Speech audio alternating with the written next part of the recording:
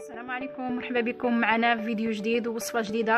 اليوم ان شاء الله هنحضر معكم الكيك المول العجيب مذاق القهوه والكراميل، تيجي لذيذ وراقي في الشكل. تابعوا معنا الفيديو حتى الاخير باش تشوفوا المقادير وطريقه التحضير.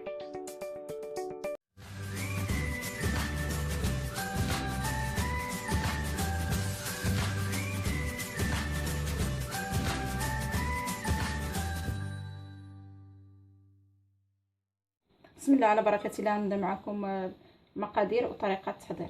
عندنا 2 بيضات، كاس الزيت، كاس السنيده، كاس القهوه، 2 كيسان ديال الطحين، السكر الفاني، 2 خمارات، ساشيه ديال الكاكاو، معلقه كبيره ديال الخل، قريصه ديال الملح. نبداو بالطريقه. 2 بيضات،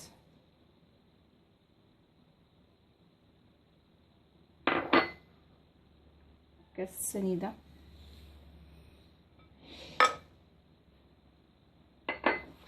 سكر منسم بالفاني،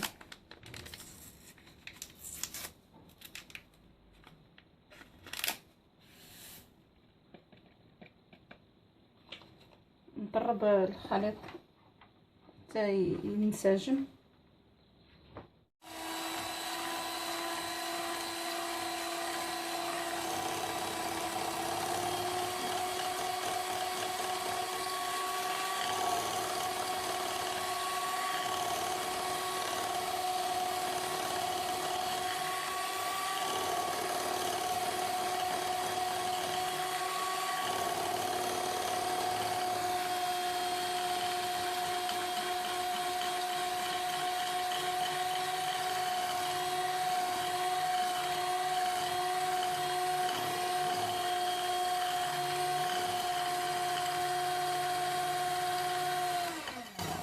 نضيفوا الزيت شويه بشويه، ما تعكزوش على هاد الكيكه. تقولوا ما عندناش الطراب الكهربائي، ما يمكنناش نديروها. يمكنكم ديروها حتى في الطراب، حتى في الكاس ديال الخلاط.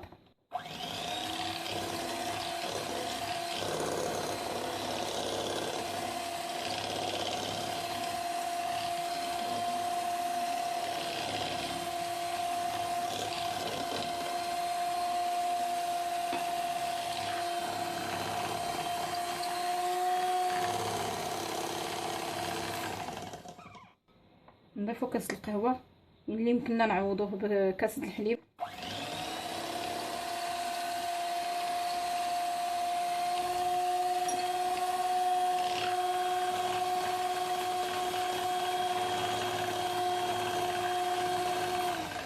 معلقه الخل.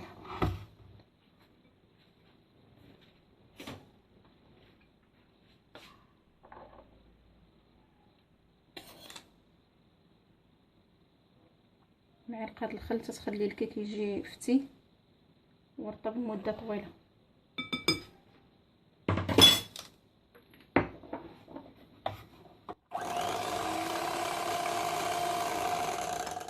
دابا غنحيدو الطراب الكهربائي.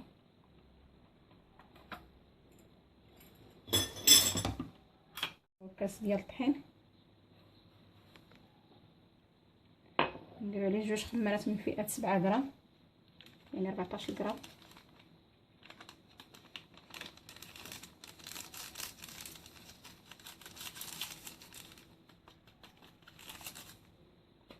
ساشيه ديال الكاكاو فئه 7 غرام حتى هي.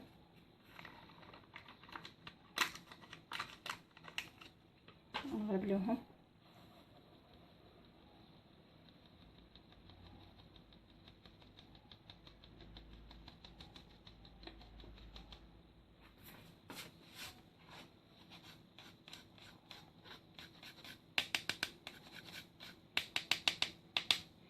هاد الكيكه تتجي رائعه بمذاق القهوه والكراميل، تتجي زوينه بزاف. غير جربوها ما غاديش تندموا ان شاء الله.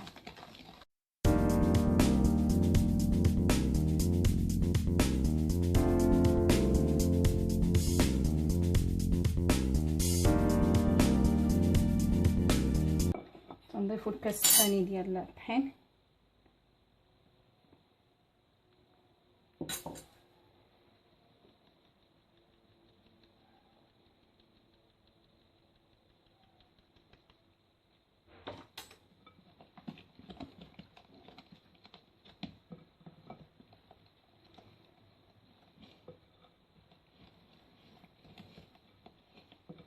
اللي تتعجبو غامقه اكثر من هكايا يزيد، يمكن له يزيد الكاكاو. وانا متاكده الا جربتوها غتنجح معكم 100% ان شاء الله.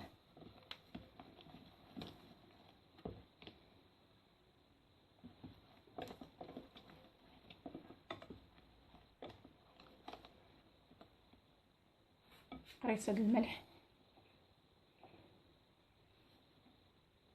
عندي البيض كبير مع 2 كيسان ما قدوش، غنزيد 2 معالق ديال الطحين. المعلقه الاولى ونشوف، ندير المعلقه الاولى ونشوف الا هي قدات صافي، ما قداتش نزيد المعلقه اخرى. واش كاين الطحين اللي تيتشرب وكاين الطحين اللي ما تيتشربش، وكاين بعض المرات يكون عندكم البيض كبير وتتقولوا لا نفس المقادير درنا وجاتنا جاريه ولا شي حاجه. المهم ها صافي معلقه وحده اللي باقا خاصها نزت صافي مزيان.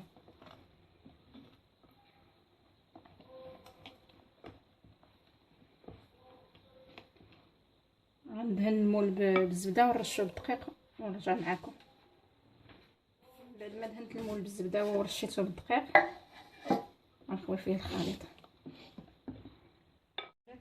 نهزو يدينا مزيان باش يدخل الهواء في الكيكه.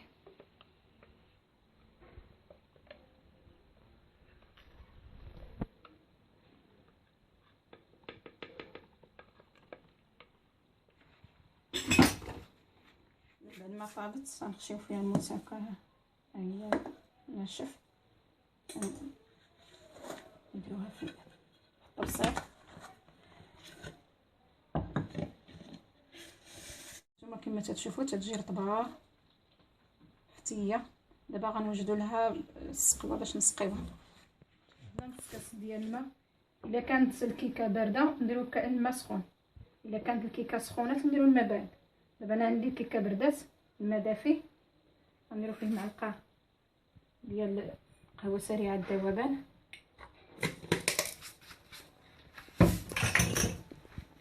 جوج معالق سنيده،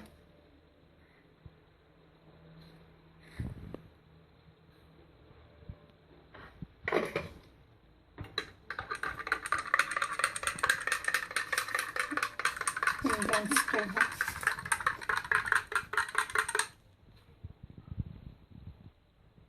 نسقيو الجوانب مزيان هما الاولين.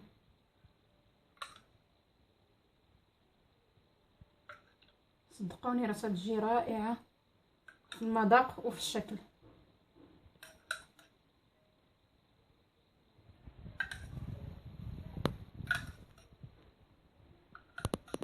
نسقيوها تنكملوا هاد نص كاس ديال القهوه. اللي ما بغاش المذاق ديال القهوه يكون طاغي في الكيكه بزاف يمكن له ما يسقيهاش بالقهوه، يسقيها بالحليب اولا يسقيها بالحليب مع الشكلاط ولا اللي بغى.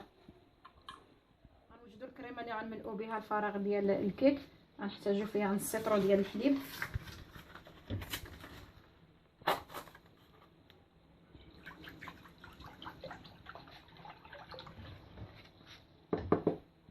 غنحتاجوا فيها 3 المعالق ديال الكريم باتيسري،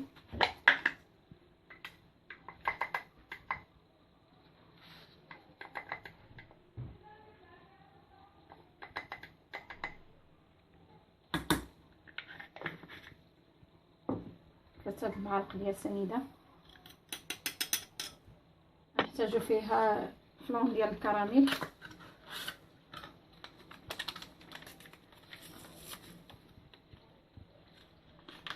والياغورت غنخليوه هو الاخر حتى طيب، عاد نخلطو معاها ياغورت ديال الكراميل. غنحركو مزيان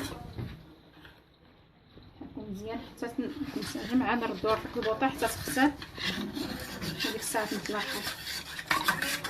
غندهنوا لها الجوانب ديالها بالمربى ولا الشكلاط ولا العسل ولا اي حاجه كانت عندكم، ندهنوا لها هكا الجوانب ديالها مزيان باش نديروا عليها كاوكاو ايفيلي او لوز ايفيلي.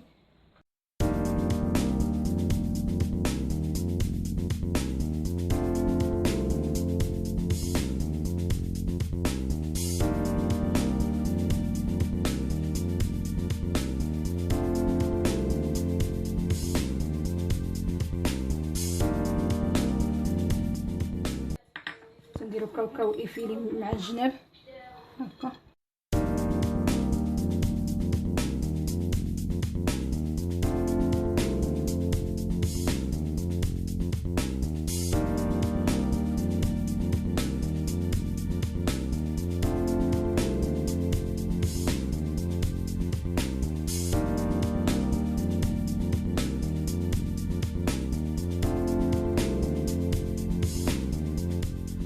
بعد ما رديناها فوق البوطه حتى غلات وطابت مزيان تتولي على هذا الشكل هذا خاتر.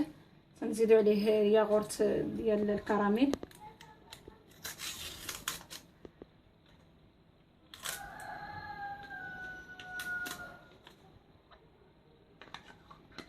تنديرو كاوكاو ايفيلي من الجناب من هنايا.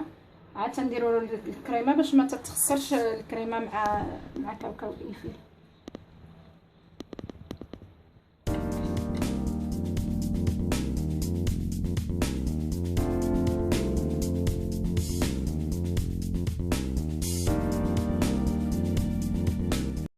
معكم خطوط ديال الكراميل، اللي بغى يدير الخطوط ديال الكراميل يديرهم، اللي ما بغاش صافي ماشي مشكل.